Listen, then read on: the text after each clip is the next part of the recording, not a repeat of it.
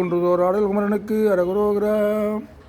ஆதிரும் கழல் பணிந்துன் அடியேனுன் அபயம் புகுவதென்று நிலை காண இதயம் தனில் இருந்து கிருபையாகி இடர் சங்கைகள் கலங்க அருள்வாயி எதிரங்கொருவரின்றி